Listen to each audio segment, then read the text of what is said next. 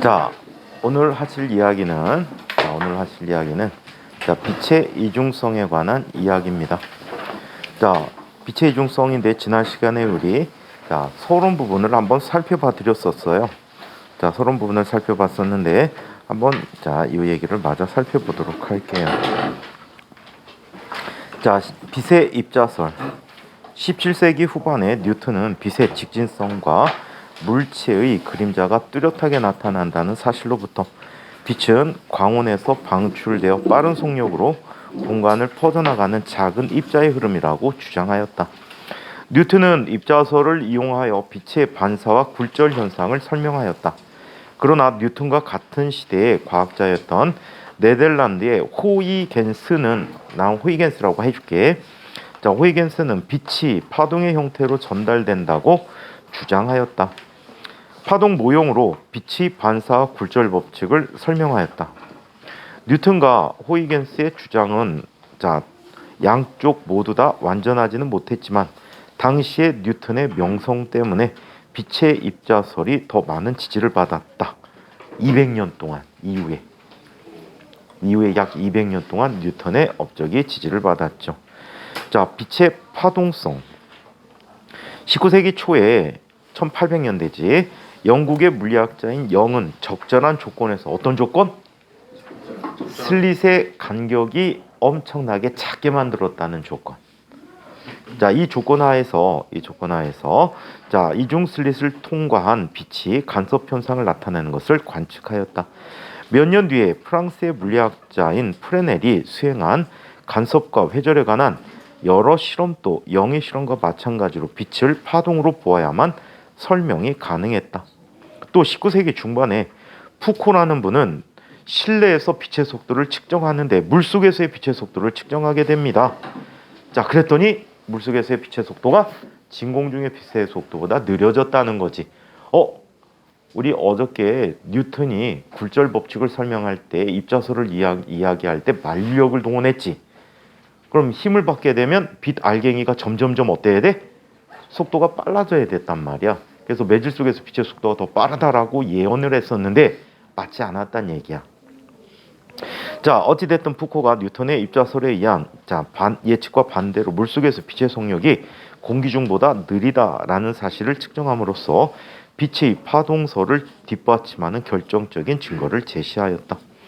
자, 이로써 빛이 파동인가 또는 입자인가 하는 200여 년간의 논쟁 끝에 19세기에 빛의 파동성이 일반적으로 인정받게 되었다. 이후에 맥스웰은 전자기 이론을 완성하여 4가지 법칙을 썼다라고 했는데 이거 써드렸었죠. 칠판에다 적분형, 미분형 둘 다 써드렸었죠. 자, 이런 식을 토대로 해서 빛이 전자기파의 일종이라는 사실을 알게 됐답니다. 어떤 식이 나오냐면, 파동방정식에다가 이 전기장, 자기장을 갖다 집어넣어줬더니 빛이라는 녀석의 빛의 속도가 이렇게 됐다는 거예요. 입실론 제로, 뮤 제로의 제곱근분의 1이 돼버렸다라고 해. 이걸 계산하면 딱 진공 중에서의 빛의 속도가 나오게 됩니다. 아시겠죠? 그래서 빛도 전자기파다라는 사실을 알게 되었죠. 요거는 아마도 2학년 2학기 기말고사 때 해줄 거, 2학년 1학기 기말고사 때 해줄 것 같아. 보통 그때쯤에 배우니까 전자기파에 대해서 시험에 엄청 잘 나와. 자, 그래서 이렇게 나타났습니다. 자, 이후에 맥스웰이 전자기론을 완성하여 전자기파의 존재를 예언했고 빛도 전자기파의 일종이라 주장하였다.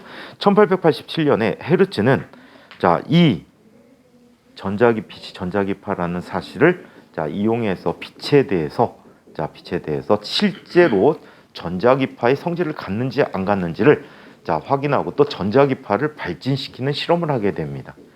이 전자기파의 발진 실험을 통해서 빛의 파동설이 확인됐다라고 얘기해요. 그런데 이분은 말미에 이런 얘기를 했죠. 빛을 누구에게 쪼여주면 금속에게 쪼여주면 전자가 더 잘 튀어나온다는 사실을 공표하게 돼. 그리고 이 사람은 이제 연구에서 손을 끊게 돼. 그 이후에 그 숙제를 해결하기 위해서 엄청나게 많은 과학자들이 이 부분에 대해서 연구를 하고 이 현상을 광전효과라고 이름 붙이게 되지.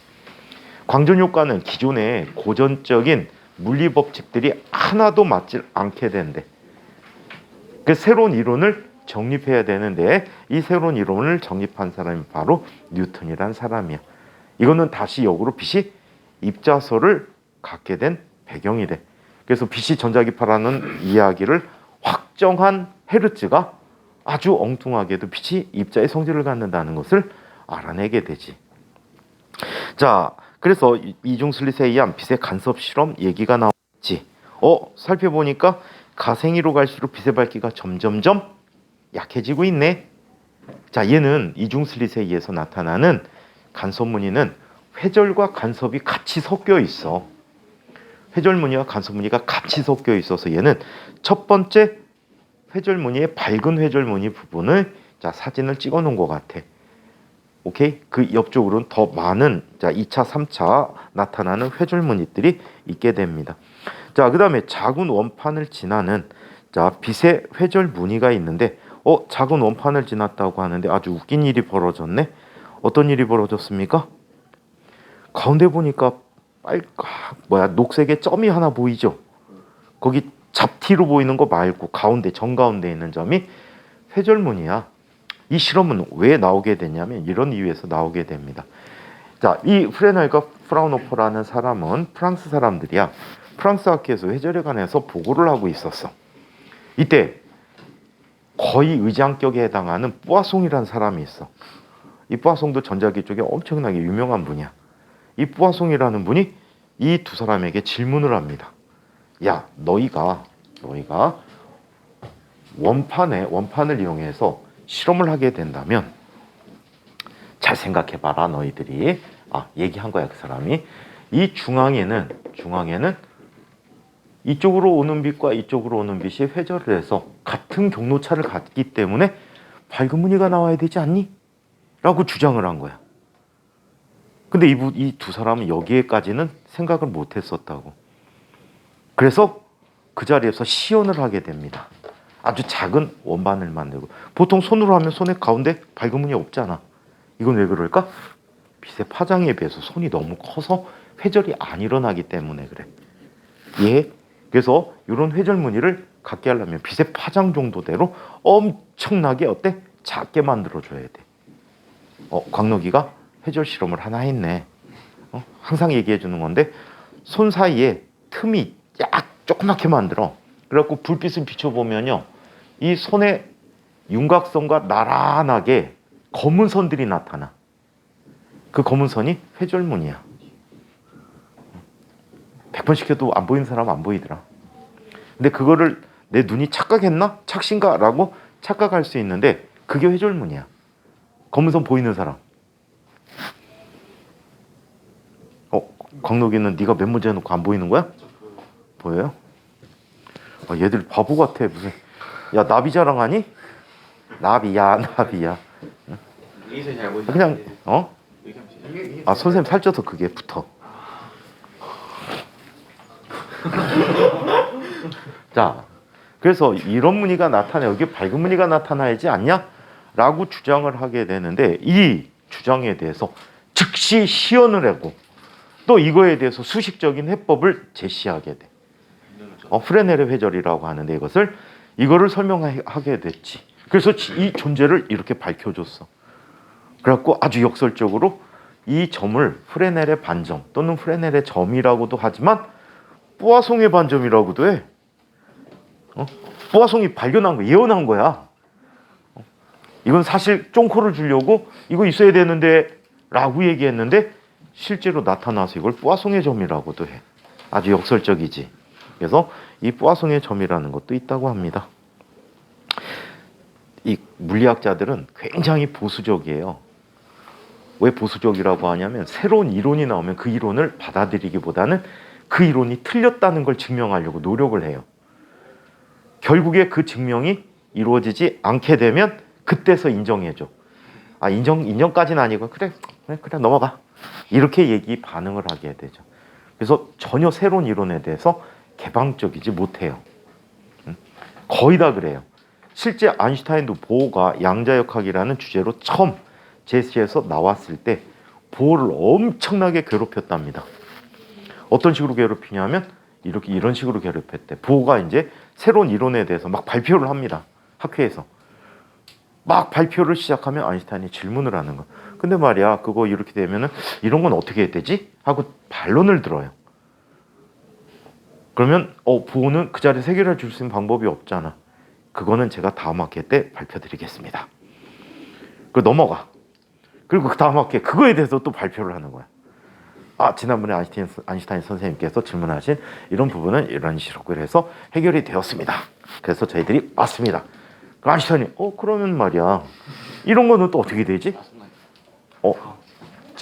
엄청나게 짜증났을 거지. 그때 이런 얘기가 있어. 아주 재미난 얘기인데, 아인슈타인의 친구가 있는데, 아인슈타인 친구가 아인슈타인한테 얘기를 했대요. 야, 알버트야, 이제 작작 좀 해라. 너도 상대성 이론 들고 나왔을 때 사람들이 너를 인정하지 않고 엄청나게 많은 반론을 제기하지 않았니? 그래갖고 이거를 갖다가 이 사람이 말려요. 말린데도 불구하고 아인슈타인은 꾸준히 질문을 했다고 합니다. 그리고 어느 순간에 질문을 안 하게 됐는데 나중에 보호가 그랬답니다. 사람들이 이제 물어본 거야, 기자들이. 알버트가 아인슈타인이 그렇게 괴롭힐 때 괴롭지 않았습니까? 저는 아인슈타인을 매우 존경합니다.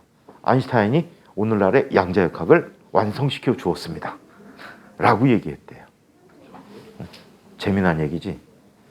아인슈타인의 질문을 통해서 양자역학이 완성되게 됐다라고 해요.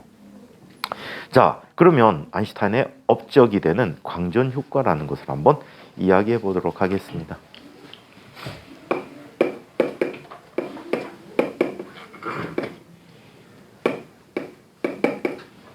자, 광전 효과에 대한 실험 얘기를 한번 살펴보도록 하죠. 자, 광전 효과라는 효과는 어떤 효과일까?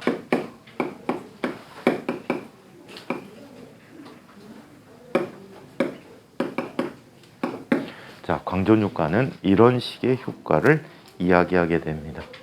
자, 이쪽에 금속의 판이 있어. 금속판 검정기라고 하자. 효과를 좀 더 좋게 하기 위해서 여기에 마이너스 전하로 대전된 이런 검정기를 갖다 놔보자.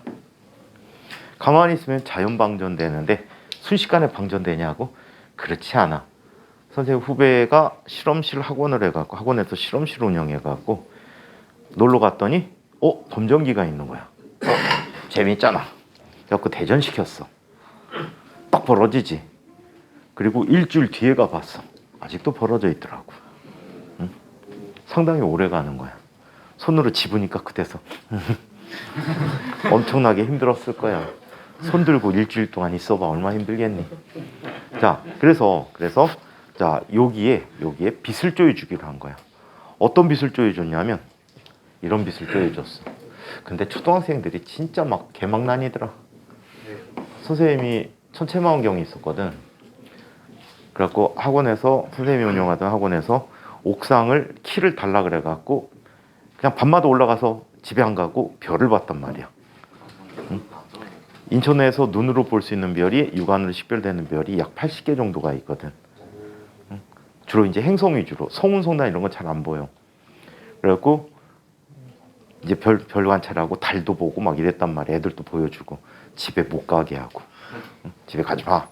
그래갖고 마지막 타임 애들 학기가 되게 싫어했어.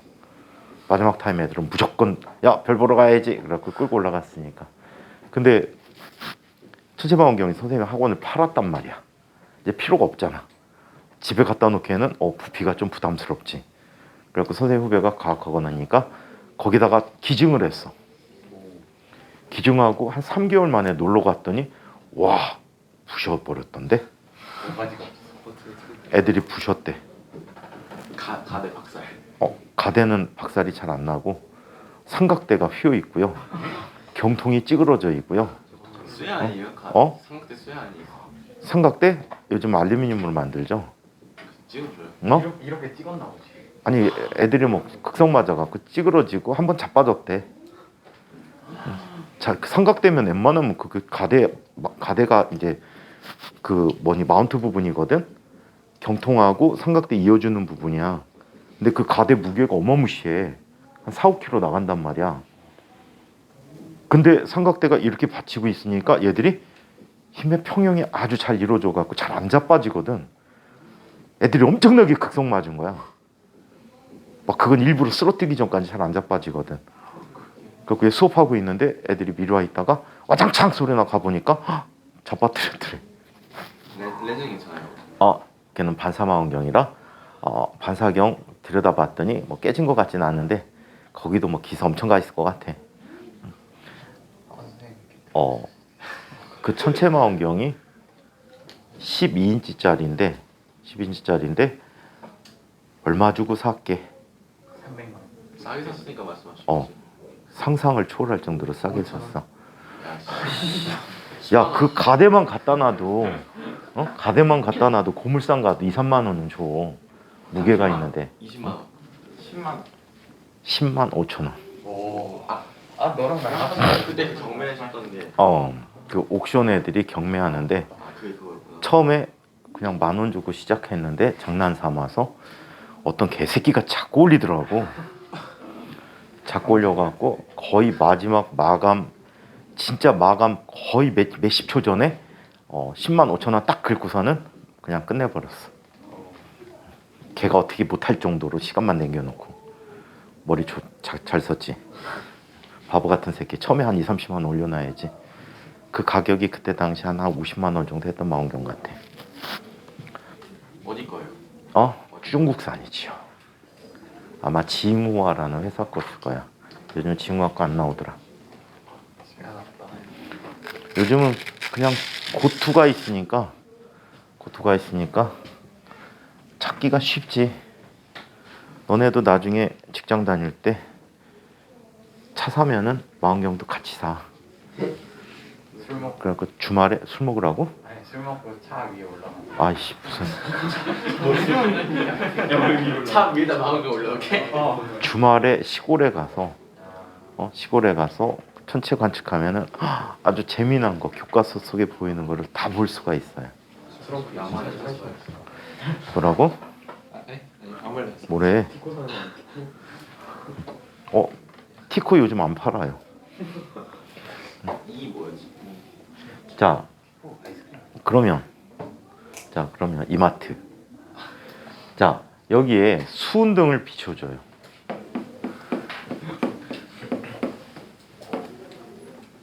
수은등을 비춰줘. 선생님이 젊을 때 꿈 되게 많았는데 도시 근교에다가 식당을 차리는 거였어. 근데 식당인데 차들이 1시간에 한 10대 다니는 길 주변에다가, 그러니까 도시는 아니야. 외곽 지역에 시골로 가는 근처에 그래갖고 식당을 하는데 메뉴는 내 마음대로야. 배고프면 먹어라. 아니 내 마음대로 내가 그냥 김치찌개 먹고 싶으면 김치찌개 끓여서 파는 거야. 안 먹고 싶으면. 딱 먹어. 그럼 못 낳는 거지. 아무것도 안 들고. 그래갖고 그런 식당을 하는 거야. 된장찌개 먹으면 된장찌개 끓여갖고 팔고, 그런 식당을 차리는 게 첫 번째 꿈이었고, 두 번째 꿈은 펜션을 하는 거야. 펜션을 줘갖고 천문대를 만들 거야. 펜션 꼭대기에. 그래갖고 별을 보는 거. 돈 깨지게 좋다. 돈 깨진다고? 태안 쪽에 나오면 펜션 더럽게 잘 돼. 응? 주말 때는 막 예약하기도 힘들 정도로. 그 다음에 진짜 꿈은 농사를 짓는 거예요. 저희 아버지 꿈이랑. 진짜 농사 짓는 꿈인데 선생님 육촌 동생 아이가 과거 청와대 비서관으로 근무했거든. 비서관으로 근무하는데 농수산 정책을 담당하는 비서관이었어. 걔한테 인정받았어. 아주 좋은 농사 기법입니다. 어떤 기법이냐면 그런 농사 나는 안 해. 이것도 도시 근교에 하루에 약 100여 대가 지나가는 그런 시골 마을에 땅을 약 2,000평 정도를 사. 2,000평 정도를 사가지고 봄에 봄에 이렇게 합니다. 유채를 심어요. 유채를 심으면 유채꽃이 엄청나게 올라오겠지. 2,000평에다 유채꽃 심으면 수도권에 2,000평에 유채꽃 키우는 집 없어. 그래, 공원 같아. 그럼 사람들이 지나가다 사진 찍겠지?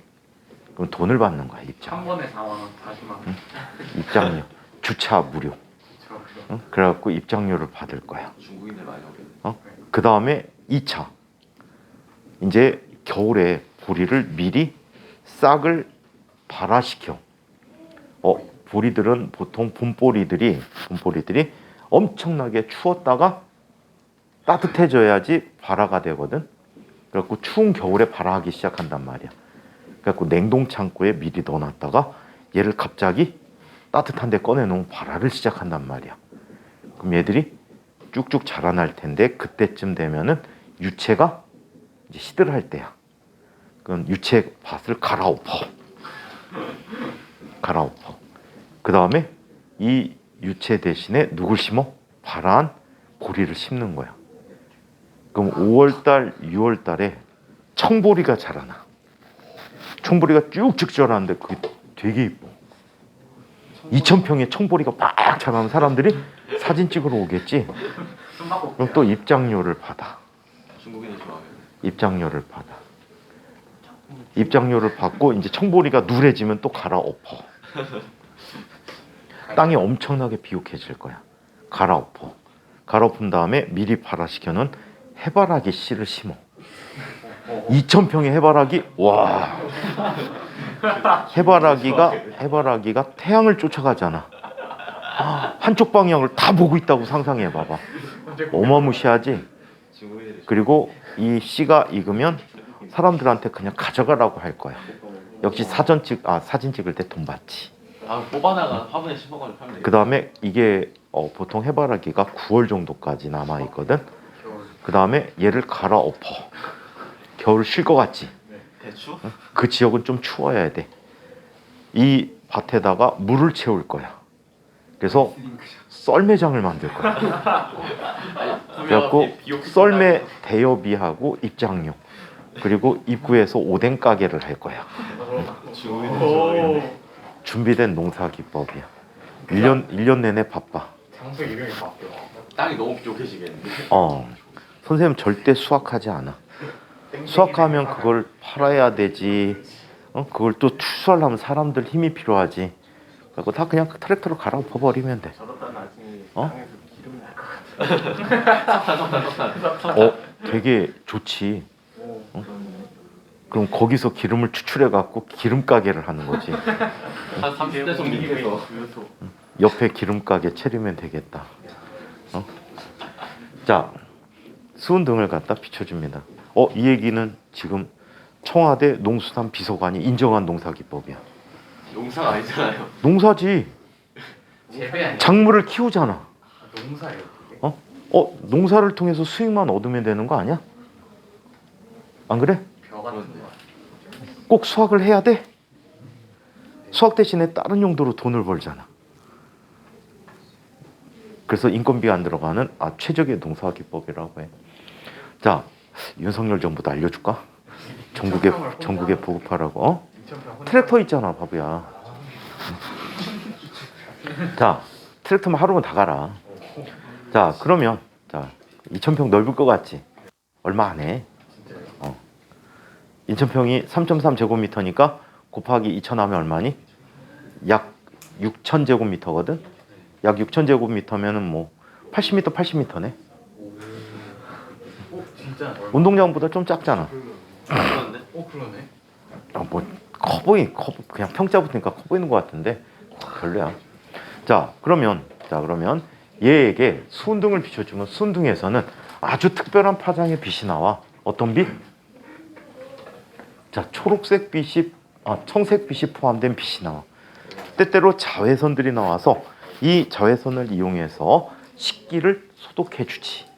그래서 분식집에 컵통에 가면 푸른 빛이 나는 게 다 수은등 때문에 그래. 이 수은등은 또 자외선이 나오는데 아주 못됐어. 옛날에 있던 학원에서 선생님들이 회식을 가면 그 학원에 선생님들이 한 50분 계셨는데 회식을 가면 50명이 들어가는 노래방이 있어. 50명이 들어간 노래방이야. 엄청 큰데 가장자리에 다 소파를 갖다 놨어. 테이블을 앉아갖고 맥주는 바닥에 놓고 먹어야 돼. 노래방 다 맥주 파니까. 근데 이 집이 노래방이 더러운 게 뭐냐면 이 가장자리에 수은등을 붙여놓은 거야.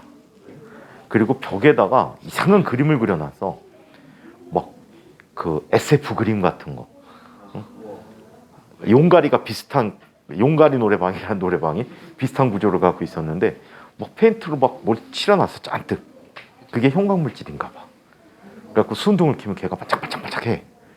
근데 들어온 게 뭐냐면 옷을 세탁하더라도 세제 같은 게 남아있단 말이야.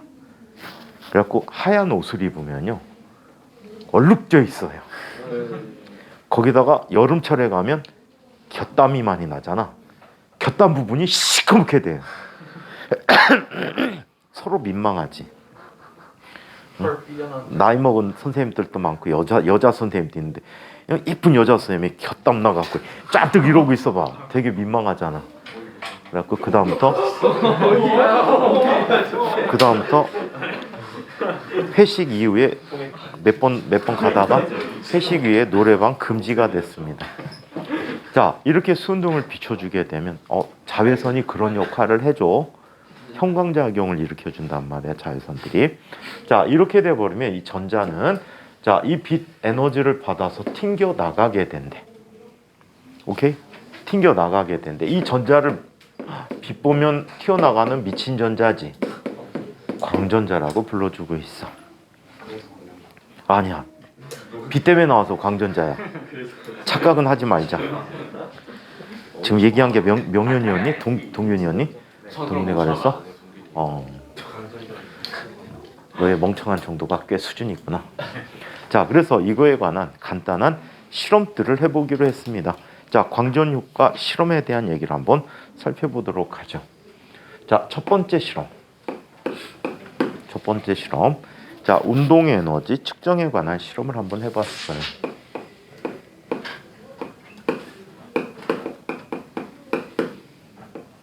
자, 운동 에너지 측정에 관한 실험을 해봤습니다.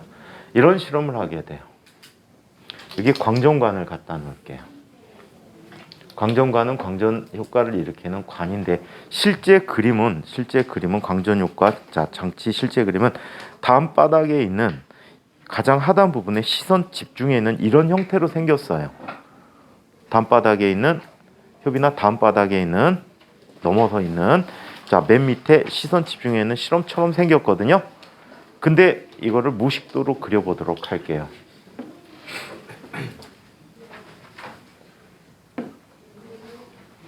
자, 이쪽에 금속판을 두 장을 갖다 놓는데 한쪽의 금속판은 우리가 실험을 하고자 하는 특별한 금속이 부착돼 있어요. 아연이면 아연, 납, 주석 이런 금속들을 부착시켜 놓게 돼요. 자, 여러 종류가 있어. 그래서 실험을 할 때마다 광전관을 교체해서 실험을 합니다. 자, 이렇게 해놓고요. 이렇게 해놓고 이쪽에 전류계를 갖다 놓고 자, 그리고 이쪽에 가변 전압을 갖다 놔요. 가변 전압이라는 것은 내가 원하는 대로 전압값을 조절해 줄 수 있는 장치야. 오케이? 보통은 광전관 장치가 한 대 돼 있어 갖고 다이얼로 뚜두둑 해갖고 전압을 바꿔줄 수가 있어요. 자, 이런 장치가 있는데 이 상태에서 얘는 빛을 쪼여주지 않는 상태에서 전류가 흐를까 안 흐를까? 아무것도 안 흐른대요. 오케이? 자, 여기에 수은등과 같은 짧은 파장의 빛을 쪼여줄 때 비춰준다라고 해요. 자, 그래서 이쪽에 파장이 짧은 빛을 쪼여줬대요.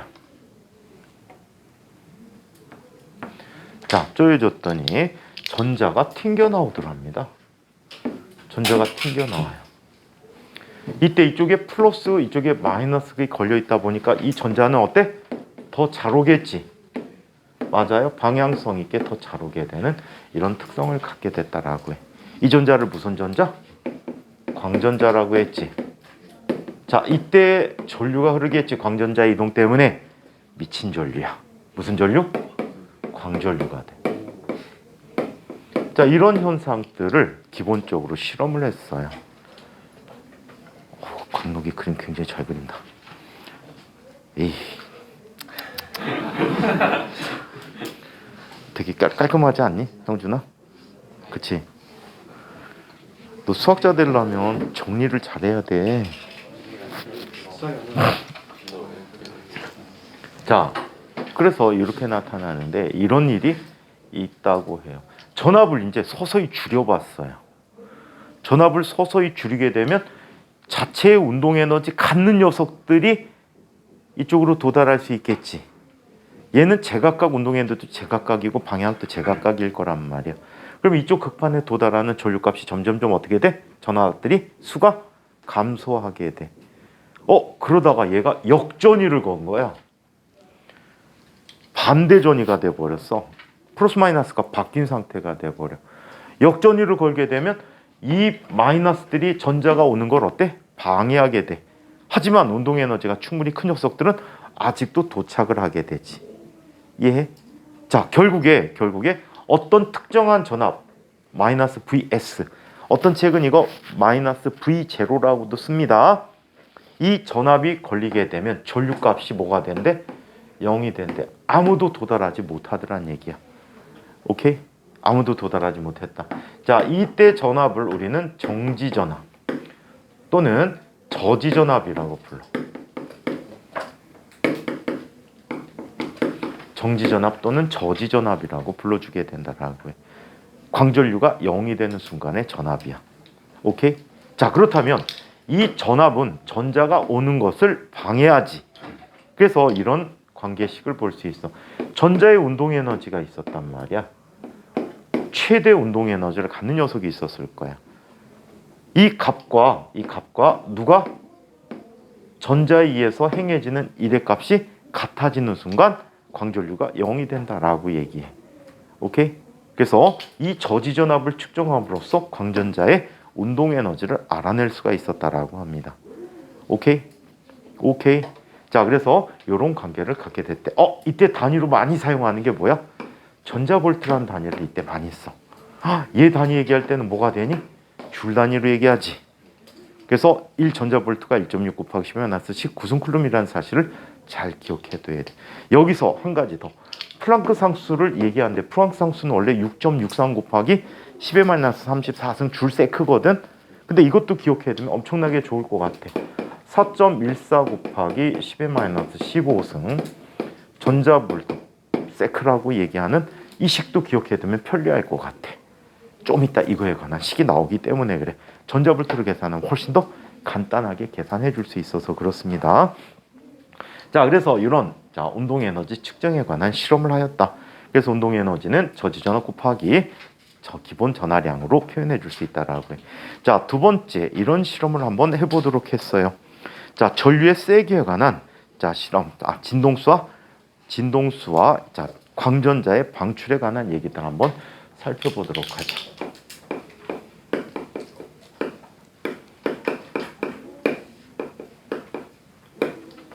자, 진동수 관계를 이야기해 보도록 했어요. 자, 이때 분명히 에너지를 주는 건 누구야? 빛이란 말이야. 오케이? 빛인데 여기에서 고전력학과 부딪히는 점들이 굉장히 많이 있다고 합니다. 첫 번째, 이런 실험을 해. 여기에 다양한 빛을 주기 위해서 분광기를 설치해서 슬릿을 갖다 놓고 이 분광기를 통해서 나오는 특별한 파장의 빛들만 한번 관찰해 보기로 한 거야. 오케이? 자, 그랬더니 아주 재미난 사실들이 있다고 합니다. 어떤 일들이냐면 이런 일들이 있다고 해. 아무리 강한 빛이라도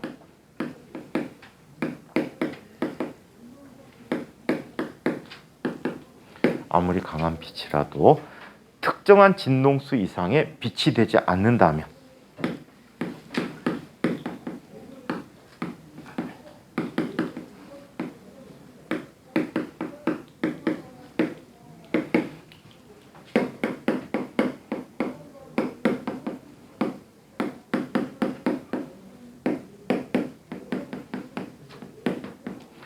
빛에서는 광전류가 발생하지 않는데, 즉 광전자가 발생하지 않는다.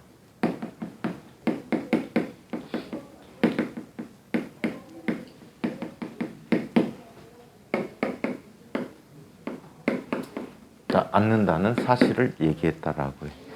일반적으로 고전력학적 개념에서 빛의 세기는 진폭이고 진폭은 에너지란 말이야. 오케이? 파동의 세기는 진폭과 관계돼 있지? 빛이 파동이라면 진폭과 관계된 진폭의 제곱에 비례하는 에너지를 갖게 될 텐데 강한 빛에서는 에너지가 큰 빛이다라는 개념을 갖고 있거든.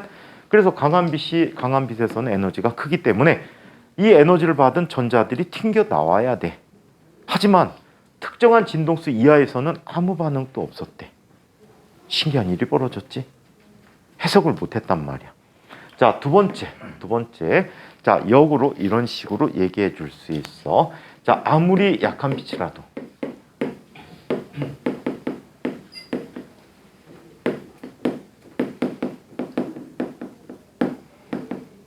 아무리 약한 빛이라도 특정한 진동수 이상의 빛에서는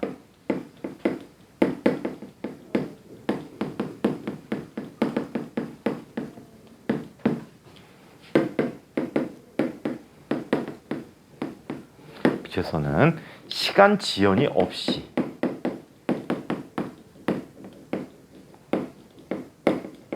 즉시 자, 광전자가 발생한대.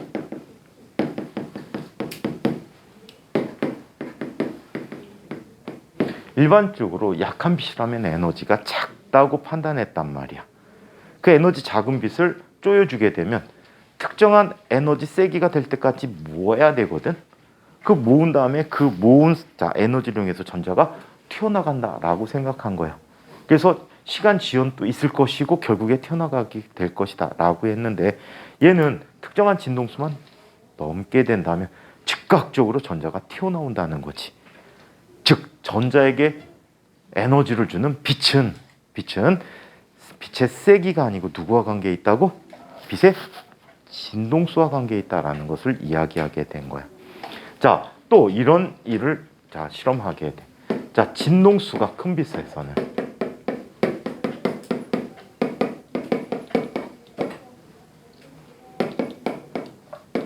진동수가 큰 빛에서 자, 어떤 일이 생긴다라고 합니까? 광전자의 운동 에너지가 크다라고 얘기해.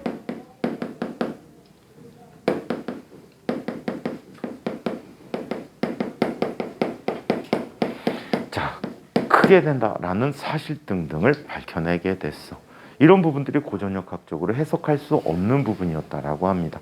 이 관계된 얘기를 아인슈타인이 빛이 입자라는 성질을 이용해서 설명하게 된다라고 하는데 책 얘기로 한번 읽어봐 드리고 아인슈타인의 설명까지 해드린 다음에 그래프 세 가지를 그려드릴게요. 이 그래프는 매우 중요한 그래프입니다. 자, 책 얘기로 한번 차례차례 한번 보죠. 233쪽. 자, 광전효과, 금속 표면에 빛을 비추었을 때 금속 표면에서 전자가 에너지를 얻어 튀어나오는 이런 현상이 나타나는데 이런 현상을 광전효과라고 한다. 자, 두 번째 광전자, 광전효과에 의해서 금속에서 튀어나온 전자가 광전자이다. 자, 두 번째 광전효과 실험. 아래 그림은 광전효과가 어떤 요인에 의해서 달라지는지를 알아보게 한 실험 장치로 광전관 속에는 E와 C 사이에 약한 전압이 걸려 있다. 금속판 E에 빛을 쪼이지 않으면 광전효과가 일어나지 않아서 전류가 흐르지 않지만 빛을 쪼여서 광전효과가 일어나게 되면 금속판 E에서 튀어나온 전자가 광전자가 금속판 C에 도달함으로 회로에 전류가 흐르게 된다. 이때 금속판에 쪼여주는 빛의 진동수와 세기를 달리하면서 전류의 세기를 측정해 보았다. 최대 전류의 세기, 금속판 2에서 단위 시간당 방출하는 광전자 수에 비례한데 많은 양의 전자가 지날수록 전류 세기가 세겠지. 그럼 어떤 경우에 광전자가 많이 튀어나올 것인가? 라는 것에 대한 얘기를 해봅니다. 한편 정지전압, 전류의 세기가 0이 되는 순간의 전압으로 광전자 한 개가는 최대 운동 에너지에 비례한다라고 얘기합니다. 자, 그래서 요거에 관한 그래프 중간에 있어서 한번 그 그래프 관계 설명만 한번 보도록 하자.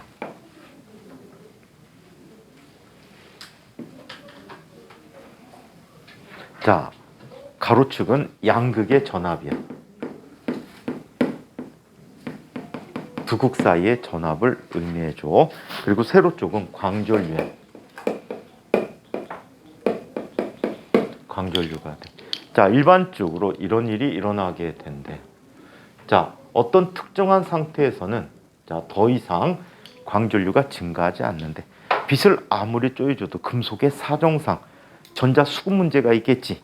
전자를 튀어나오게 하려면 자, 전자를 계속 받아야 된단 말이야. 마이너스로부터. 그러다 보니까 그런 제한에 의해서 어떤 특정한 전압의 세기 이후부터는 전류 크기가 변하지 않아. 오케이?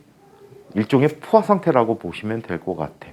자, 이러다가 전압이 떨어지게 되면, 전압이 약해지면 도달하는 광전자 수가 약해지겠지.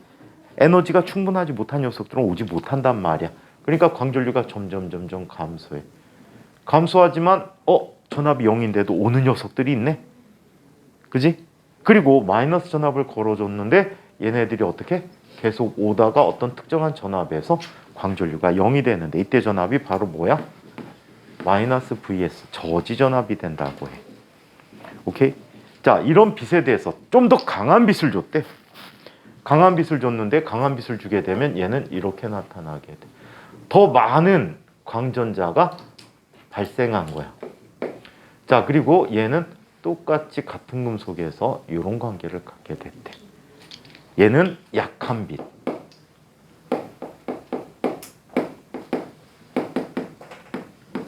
얘는 강한 빛이야.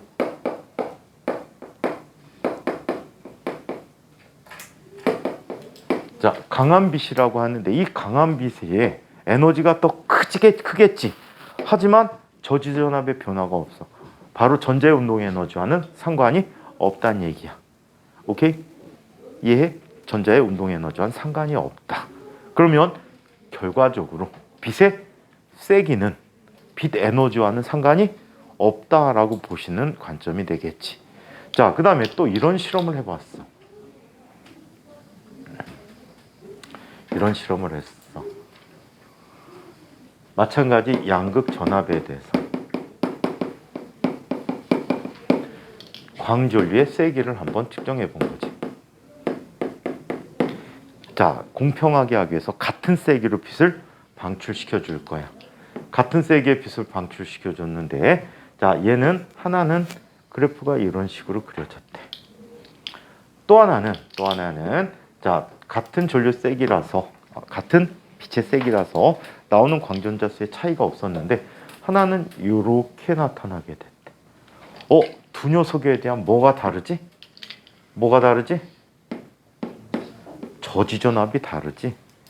저지전압이 다르다는 것은 자, 빛이 갖는 뭐가 다르다는 얘기야?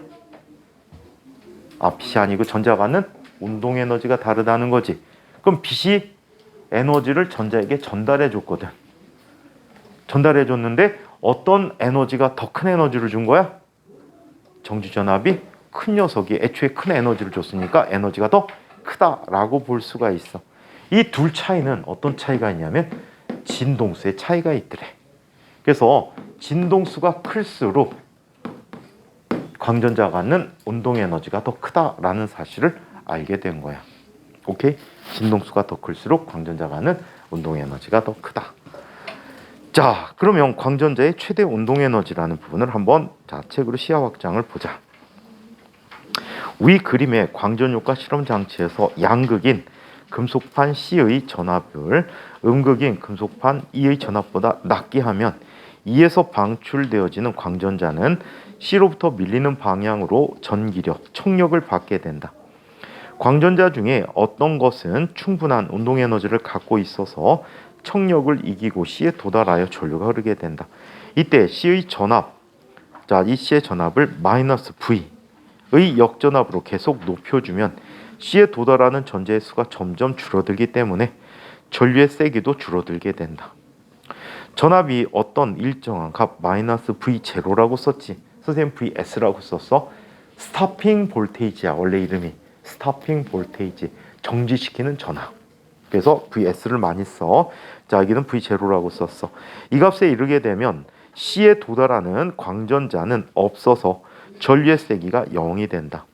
이때 마이너스 V0를 정지전압 또는 저지전압이라고 한다. 금속판 2에서 방출되는 광전자의 최대 운동 에너지는 2분의 1 mv 맥시멈의 제곱이라고 썼는데 v 제로 제곱이라고 썼지 책은. 그래서 v 맥시멈의 제곱값이 커진다면 광전류의 세기가 0이 되는 양극의 전압 마이너스 vs의 세 크기도 커지게 된다. 즉 저지전압이 크다는 것은 운동 에너지가 더 크다라고 받아들여 주시면 될 것 같아요. 자, 이 식은 그래서 커지게 돼서 따라서 V0 V0 2분의 1 mv0 제곱이 v0에 비례한다. 라지 V제 전압에 비례한다라는 관계가 성립됐는데 이것은 전자가 하는 일에 관한 식이지. 그래서 최대 운동 에너지는 E 곱하기 저지전압으로 표현되질 수 있다.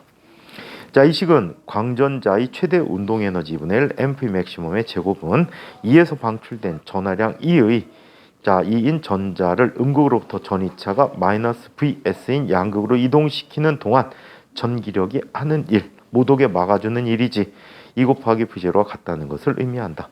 따라서 광전류가 0이 될 때 양극의 전압을 측정하면 광전자의 최대 운동 에너지를 구할 수가 있다라고 합니다. 물리학과 가면 다 실험을 합니다. 자, 두 번째. 하지마 이런 거. 물리학과 가면 안 돼. 자, 빛의 파동설에 따른 예측과 광전효과 실험 결과를 한번 보자. 자, 빛의 파동설에 의하면 금속 안에 전자가 받는 빛 에너지는 진동수와 빛의 세기에 따라 달라지게 되므로 자, 이에 따른 결과가 나와야 하지만 광전효과의 실제 실험 결과는 이와는 달랐다는 얘기야. 자, 빛의 진동수와 광전자 방출 사이의 관계를 보자. 빛의 파동설에 따른 예측. 빛의 세기가 충분히 세기만 하다면 어떤 진동수의 빛이 입사해도 광전자가 방출되어야 한다.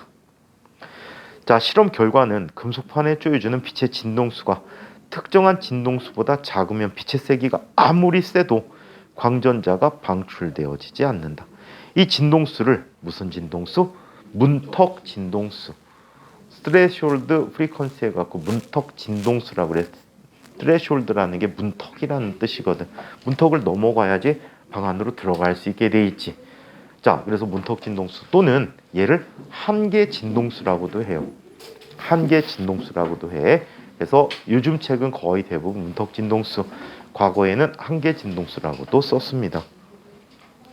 자, 문턱 진동수보다 큰 빛을 쪼여주면 광전자가 아무리 빛의 세기가 약해도 즉각적으로 방출되어지며 빛의 세기가 셀수록 단위 시간 동안 방출되는 광전자 수는 많다. 그럼 빛의 세기라는 건 뭘까? 결국에 에너지와 관계되어 있는 것 같은데, 그치? 뭘까? 이거를 아인슈타인 해석을 통해서 좀 이따 살펴보도록 하죠. 자, 빛의 입사와 광전자 방출 사이의 시간 지연에 대해서 빛의 파동설에 따른 예측.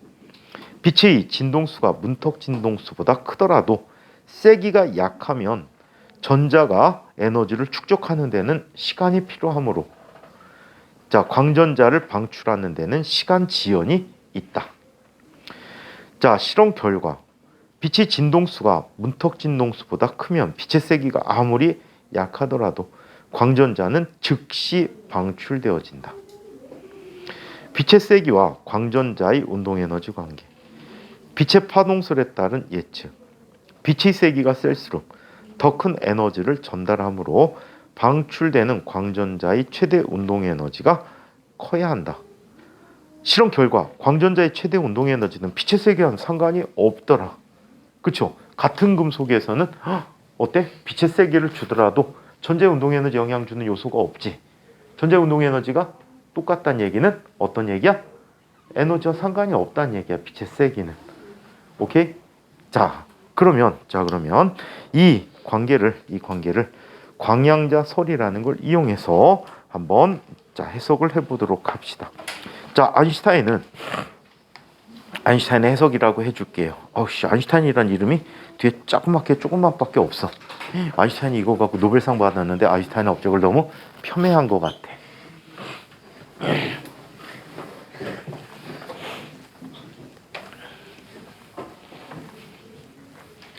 선생님은 옛날부터 학생 때부터 아인슈타인 별로 안 좋아하거든. 응? 아인슈타인 별로 안 좋아해. 선생님이 공부한 파트에서는 아인슈타인이 나올 일이 별로 없어. 선생님 주로 이제 고체 물리학이라는 걸 해서 응집 물질 물리라 그래갖고 고체 물리학의 한 종류인데 이 고체 물리학을 하다 보니까 양자역학을 주로 다뤄갖고 아인슈타인의 뭐 상대로 다룰 일이 별로 없었어. 근데 아인슈타인이 이 말 한마디는 굉장히 좋아했던 것 같아. 아인슈타인은 이런 말을 했어.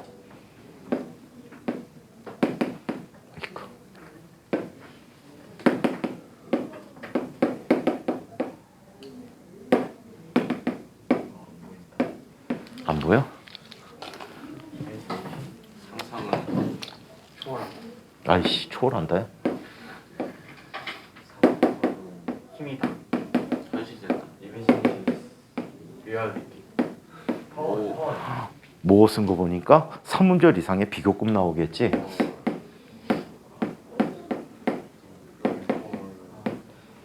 임포턴트 3문절 이상이라 비교급이 뭐가 들어갔어? 비교니까 된이 들어가지. 중요하다. 지식. Imagination is more important than knowledge라는 표현을 했어. 단지 아는 것보다 상상을 하는 게 훨씬 더 중요하다. 그래서 물리 공부할 때 엄청나게 이 말이 도움이 되는 거야. 어떻게? 우리가 볼 수 없는 상황들이 되게 많단 말이야. 그걸 상상해서 해석하면 훨씬 더 접근법이 쉽다는 얘기지. 그래갖고 이 얘기 외에는 아인슈타인 별로 안 좋아했어. 부러운 건 하나 있지. 결혼을 2번이나 했다는 거. 쓰레기라는 6촌이래 6촌.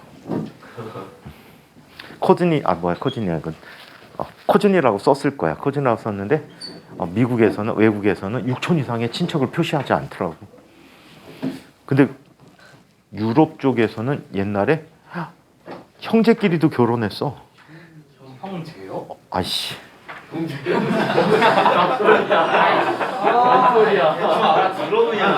아 의미로 그렇게 받아들이라고. 아 깜짝 놀랐어. 소동이랑 못 들었어. 아 머리 아파. 근데 그거는 일본도 똑같았어요. 일본 애들이 왜 같은 뭐라고 해야 돼? 남매끼리 결혼했는지 알아? 일본의 귀족들은 남매끼리 결혼시키는 경우가 굉장히 많아. 혈통을 유지하기. 혈통 유지도 있고 재산 유지. 이런 식으로 일본이 운영이 됐대 과거에. 딸이 결혼을 하지. 사위가 집에 들어와서 살아. 아들이 장가 가지. 부인 집으로 보내. 그래갖고 그 집을 이어받는 거야. 보통. 그러다 보니까 뭐 에도 시대 지나면서 결혼을 자기 형제들끼리 시키고 막 이랬다고 하더라고. 자기의 영지를 수호하기 위해서. 그리고 만약에 어떤 놈을 꼬셔서 포섭하기 위해서 이제 딸을 보내거나 이런 경우들은 있었다고 해. 우리나라도 장가 간다라고 표현했잖아. 장가가 장인어른 장모님 할 때 그 장자야. 그래서 여자 집에 들어가서 살았단 말이야. 율곡 이 선생님도 외갓집에서 클 때까지 계속 그 집에서 살았지. 강릉에서. 그래서 강릉에 살았잖아. 오죽헌. 신사입니다. 결혼할 사람. 신사임당. 우리나라의 최고의 현모양처지. 그래서 우리나라 최고 지폐에 실려 있죠. 최고 지폐. 아들은 그 밑에 있는데 1,000원에 있잖아. 율곡이. 1,000원에 있어요? 몰랐어? 5,000원인 줄 알았어. 그건 퇴계이왕이지 바보야. 5,000원. 야 그러면 또 진짜 몰랐어? 심사임당이 퇴계이왕이 엄마까지 해줘야 돼? 그런가? 왜? 헐 대박. 얼마 전에 국어 시간에 내가 아니라 그랬는데 국어 쌤한테. 옛날 500원짜리 지폐에는 누가 실려 있었는지 아니? 이순신 장군. 우리나라의 최고의 성군이라고 일컬어지는 임금님은 아닌가? 10원짜리와 100원짜리와 10,000원짜리에 계시지. 너 인조가 너 인조반정. 야 그건 병자호란 때문이야. 너 역사 공부 안 했어? 그래갖고 삼정도에 가갖고 무릎 꿇었단 말이야. 그렇게 대피했어. 우리나라에서 유일하게 대왕 소리 듣는 분이 두 분이 계시지. 세종대왕과 정조대왕. 어? 정조대왕 원래. 율곡이 엄마. 율곡이 엄마. 고구려도 아씨 1,000원짜리 바꿔서 봐. 고구려 시대도 유일하게 대왕 소리가 광개토 대왕. 율곡이 엄마가 심생이다.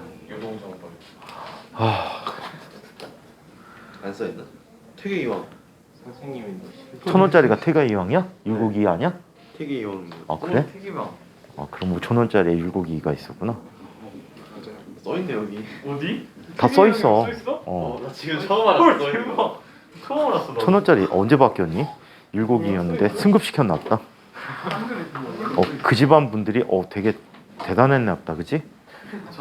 지폐에 실린 거 보니까 부자인데 율곡이더라. 율곡이. 오 대박. 나 여기 한글 쓰는 거 처음 봤어. 나도 몰랐어. 신사임당도 배죠? 신사임당. 바꾸실래요? 안 들려. 아니, 엄마가 좋아. 자, 그러면 신사임당도 진짜 율곡이 엄마니. 자, 아인슈타인의 해석을 한번 보자. 나만 장모님으로 알고 있었지. 근데 사실 진짜 나왔어. 책을 잘못 읽었어.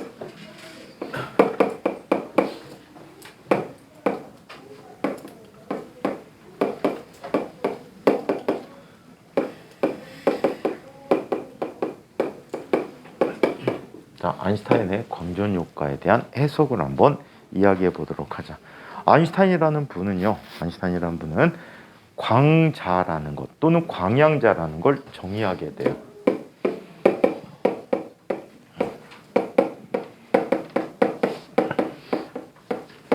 영어로 뭐지? 포톤 캐논의 그 포톤이야. 이 포톤 캐논에 대해서 골 때리는 얘기가 있었는데 몇 년 전에 한 5, 6년 전인 것 같아. ISS에서 근무하던 우주인들이 우연히 창밖을 사진을 찍었어. 사진을 찍었는데 거기에 UFO가 나타난 거야. 그래갖고 얘를 연속사진인가 동영상으로 찍었거든. 연속사진이었던 것 같아. 그래서 UFO가 바깥에 저 멀리에 출현을 한 거야. 그래갖고 사진을 찍고 있었어. 그랬더니 갑자기 지구에서 한 줄기 빛이 쫙 솟아나오더니 없어졌어. 그래갖고 이 기사를 쓴 기자가 그 얘기를 하더라. 지구 방위 사령부에서 광자포를 쏴서 나쁜 UFO를 퇴치했다는. 미국 가면 우주방위 사령부 있어. 저희도 생긴다는데요. 우주방위군이 있어. 있어. 미국에 진짜 우주방위군이 있어. 행성들이 안 된다는데. 항공우주. 그러니까 항공우주. 항공우주국하고 지구방위 사령부하고 다르지. 우진이 오면 그걸 퇴치해자는 얘기지. 우진이 아니고 뭐니 외계인이 오면. 자, 총 쏘겠죠 우주에다. 누가 연봉 10억 그래? 윤석열이 만드는데 최소 연봉 10억으로 준다는데 들어가. 진짜로? 뭘 만드는데? 항공우주국 만드는데. 한국판 나사 어쩌고저쩌고. 아이씨. 야, 미국도 나사 지금 쓰러졌는데 뭔 소리야? 항공우주만 더 가야 되나? 10억. 미국도 나사 없애버렸어. 근데 저건 언제까지 매달려 있을 거야? 무서운데? 저 줄 때문에 매달리는 거니? 도르래. 아휴. 디자인 아닐까요? 아니 학원 관리하는 분들이 여기 안 와봤나? 감성 인사. 나도 두 번째 보는데. 감성 카페. 자, 감성 카페 서울에 하나 생겼지. 경동시장 스타벅스점. 경동시장 스타벅스점에 감성 카페가 생겼지. 감성 스타벅스. 그 디자인한 게 선생님 친조카야. 오. 뉴스에도 나왔어. 선생님 조카가 대단한 거지. 인맥이. 걔는 인맥? 걔 때문에 선생님 반기문도 할 수 있다니까.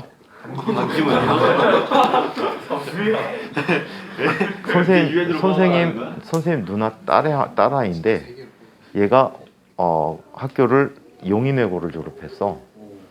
용인외고 졸업하고 미국의 뉴욕에 있는 프렛 인스티튜트라는 대학에 갔거든. 이 프렛 인스티튜트는 과가 딱 두 개야.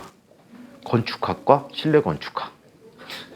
그래갖고 실내 건축학을 걔가 거기에서 공부를 했단 말이야. 그 시절에 SM이 거기에다가 뉴욕 본부를 차렸거든. 그래갖고 K-팝 홍보 하기 위해서. 그래갖고 K-팝 공연을 엄청나게 많이 했는데 이 아이가 알바로 번역을 해줬어. 통역을. 그래갖고 소녀시대하고 무지 친해. 또래가 목소리 제시 같은 또래야. 그래갖고 효크하고 친구야. 그래갖고 효크하고 친구라 애들하고 생일 때 생일 선물 주고받는 정도. 근데 이 아이가 어느 날 이제 있는데 SM 사무실에도 전화가 왔대. 이 번호하고 통화 좀 해보라고. 그랬더니 통화를 했더니 반기문이더래. 반기문이 뉴욕 사무총장 할 때, 유엔 사무총장 할 때 뉴욕에 있었거든. 그래갖고 소녀시대하고 밥을 먹을 수 있냐고. 식사 같이 한번 할 수 있냐고 물어본 거야.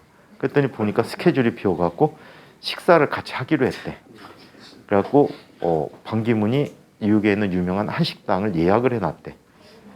예약해놨는데 그때 갑자기 국제 변화가 좀 심해갖고 반기문이 약속을 못 지키게 됐대. 그래갖고 그냥 애들하고 같이 밥 먹었다고 하더라고. 근데 실내 건축학 전공하고 미국에서 회사를 다니는데 미국도 참 나쁜 것들이 많아갖고 우리나라 그걸 다 배운 것 같은데 인턴으로 2년 동안 근무했거든. 건축회사, 뉴욕에서 상당히 유명한 건축회사라는데 2년을 근무했는데 월급이 0원이래. 2년 동안. 그래갖고 2년 지나고 정식 직원이 될 줄 알았는데 안 해주니까 물어봤대. 걔네가 1년 다시 인턴 할 거냐고. 싫다고 그래갖고 와버렸어. 와갖고 명품 매장 디자인하다가 이번에 스타벅스로 갔더라고. 자 그러면 이 포톤, 캐논에 나오는 포톤이야. 자 얘는 이렇게 얘기합니다. 아인슈타인은 이런 얘기를 했어. 특정한 진동수 F인 빛이 갖는 에너지에 대해서 얘기했어. 자, 진동수가 F인 빛이 갖는 에너지를 봤더니 자, 기본 단위로 어떤 에너지가 있더래? HF라고 불리는 에너지가 있대. 이게 가장 최소의 에너지야. 0 아니면 얘부터 출발해. 그 다음 에너지는 어떻게 나타나지? 또 다른 HF 하나가 더 오는 거야.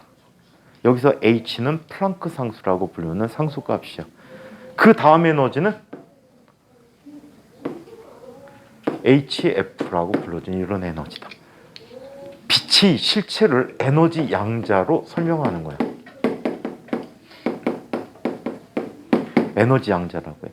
양자다라고 얘기하는 것은 자, 어떤 물리량이 불연속적인 값을 갖고 있을 때 이걸 에너지 양자라고 표현해. 우리 흔히 양자를 동전에 많이 비유하거든. 10원짜리의 진동수를 가진 자, 이러한 에너지들은 10원짜리의 정수배로만 늘어나지. 맞아요? 또 100원짜리를 갖는 녀석들은 그거의 정수배로 늘어나. 자, 이렇게 다양한 진동수들이 있다 보니까 자연의 에너지들은 연속적인 것처럼 보인단 말이야. 하지만 특정한 파장에 대한 에너지는 불연속적으로 나타나서 이 N이라고 하면 얘는 NHF가 된다. 그래서 HF의 정수배로 에너지를 표현하게 된다라고 가정을 했습니다. 자, 이런 가정하에서 광전 효과를 해석해 보도록 하였어요. 자, 광전 효과 아인슈타인의 해석.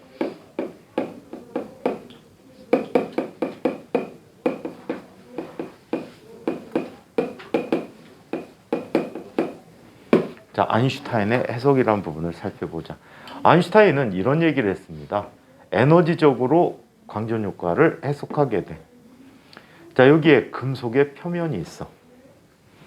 자, 여기에 금속 표면 바로 안쪽에 금속 내부가 있고, 자, 이쪽이 금속의 외부가 돼. 금속의 표면이야. 전자들은 어디에 존재하고 있습니까? 자, 금속의 내부에 존재하고 있다라고 해. 자, 이때 파장 진동수 F를 갖는 광자가 하나가 오는 거야. 빛 알갱이로 취급해 준다는 거지. 에너지 양자니까 이 빛이 와서 전자 하나와 충돌을 하게 돼. 여기서 중요한 거는 1광자 1전자야. 광자 하나와 전자 한 개가 충돌에 의해서 나타난다라는 뜻이야. 이 충돌에 의해서 에너지 양자다 보니까 실체가 없는 거잖아. 모든 에너지를 전자에게 제공해주면 얘는 에너지가 없어진 거야. 오케이? 그래서 이렇게 제공해줌으로써 얘에게 에너지를 준다라고 합니다. 이때 이 금속 내부에서 금속의 바깥쪽으로 나가기 위해서는 요만큼의 에너지를 필요로 해. 이만큼의 에너지를 우리는 1함수라고 얘기해. 자, 1함수라고 표현해주고 이 1함수에서 필요한 에너지가 자, 이거를 W라고 쓰거나 또는 파이라고 많이 쓸 수 있거든. W나 파이라고 쓰는데 이 값이 HF0라는 에너지를 갖게 된다라고 얘기해. 특정한 에너지 이상의 빛이 에너지를 주지 못한다면 전자는 나갈 수가 없다는 얘기야. 그래서 이 F0를 뭐라고 불러? 문턱진동수라고. 문턱처럼 생겼잖아. 문턱진동수라고 해. 이해해? 아무리 빛을 세게 준다고 하더라도 이 진동수를 넘지 못하면 전자는 이 언덕을 넘어갈 수가 없어. 오케이? 자, 만약에 HF가 충분히 크다면 전자는 뻗어나갈 수 있지.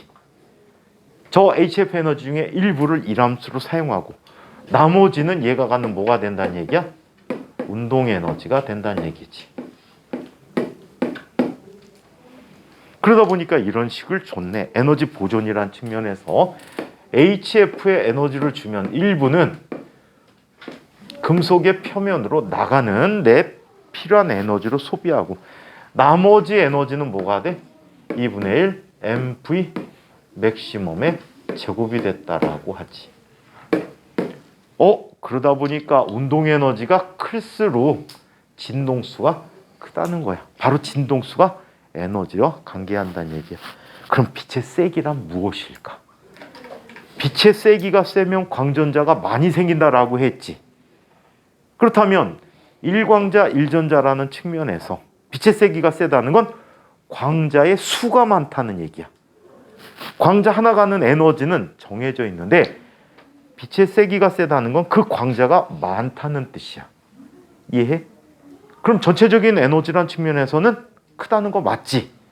하지만 쓸 수 있는 에너지가 많다는 뜻은 아니야. 쓸 수 있는 에너지가 크다는 뜻은 아니야.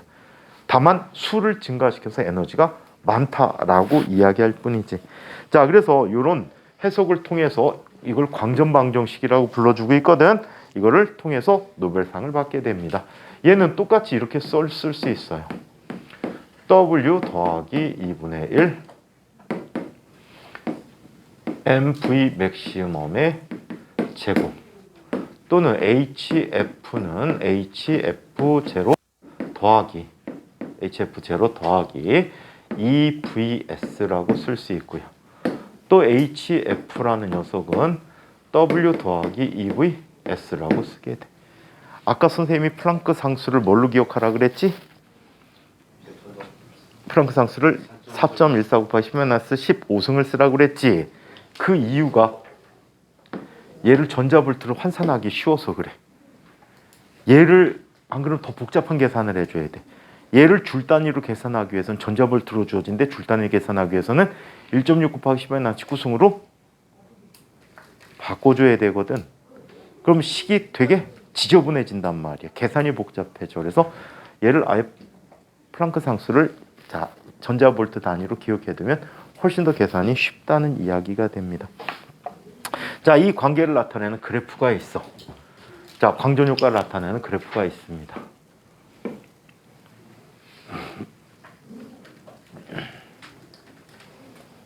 자, 빛의 진동수를 증가시키면서 최대 운동 에너지를 측정해 보기로 했어. 또는 저지전압이라고 볼 수도 있어. 저지전압 값을 측정하는 거야. 그때는 기울기에 약간의 변화를 갖게 돼. 자, 처음에 진동수를 0이니까 아무 일도 일어나지 않지. 진동수 서서히 증가시켰는데 역시 아무 일도 안 일어나. 언덕을 넘어가지 못한 거지. 그러다 특정한 진동수 이상이 됐더니 광전자가 발생하기 시작해. 자, 그러면서 저지전압이라는 게 생기기 시작하지. 궁금했어. 이 끝으로 쫓아가면 어떤 일이 있을까? 계속 쫓아가 봤지. 쫓아가 봤더니 여기에 절편값이 나타나게 돼. 자, 이때 얘를 운동에너지라고 한다면 얘는 일함수가 돼버리게 돼. 자, 이때 얘의 기울기가 또 중요한데, 얘의 기울기는 누가 되지? 플랑크 상수 h가 돼버려. 만약에 이게 저지전압으로 표시됐다면 기울기가 얼마야? 2분의 h야. 아시겠어요? 2분의 h다. 자, 이때 특정한 진동수에서 갖게 되는 전체 에너지는 얼마가 돼버리지? 이 전체 에너지가 hf라는 에너지야. 자, 그 중에 이 에너지가 뭐가 돼? 최대 운동 에너지가 돼버리는 거야. 자, 그 다음에 이 값이 hf0로 일함수가 돼버리는 거지. 이해합니까? 그래서 광전 방정식과 광전 그래프 관한 이야기를 한번 살펴봤습니다. 자, 그 뒤쪽에 있는 이야기들은 다음 시간에 한번 마지막 정리를 한번 해드리고요. 자, 빛의 이중성은 그냥 책을 읽고 넘어가라고 하고 물질파 개념에 대해서 살펴보도록 하겠습니다. 다음 주에 물질파 하면서 회절이란 현상이 책에 나와. 그래서 회절이란 현상도 덧붙여서 설명해 줄게. 그래서 다음 주에 진도가 전체가 마무리되는 걸로 할게요. 아마 진도 마무리는 목요일쯤에 진도가 마무리될 것 같습니다. 이번 방학 때는 좀 시간 여유가 있어갖고 딴 해보다 또 많은 걸 다뤘던 것 같아. 다른 애는 그냥 시간에 쫓겨갖고 그냥 설컹설컹 했는데 이제 너네들이 문제를 많이 풀고 적응하는 게 좀 필요할 것 같아. 이 N이랑 이 W예요. 이거요? N. 그 앞에 있는 N.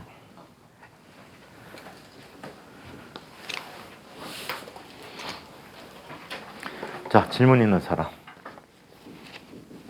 없습니다. S23가 카메라가 죽이더라고요. 여기 서갖고 뒤에 있는 아이 얼굴 사진을 확대해서 찍었더니 주름살이 보이더라고. S10이 한번 보여주세요. 어? 오, 화면을 잘 못 봤어요. 카메라 진짜 크네. 화면 진짜 큰데요? 화면도 큰데요? 인덕션. 와. 노트에 해당하는 거죠. 어? 두꺼워졌어요.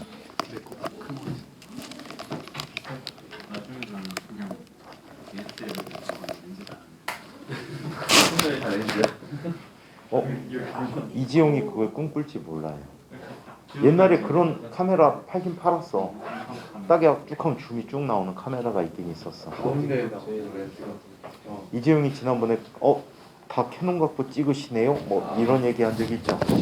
그래서 조만간에 카메라가 아마 24나 25년도에서는 혁신적인 발전을 하지 않을까.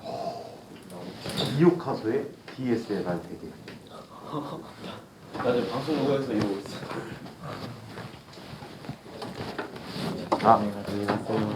주말들 잘 지내.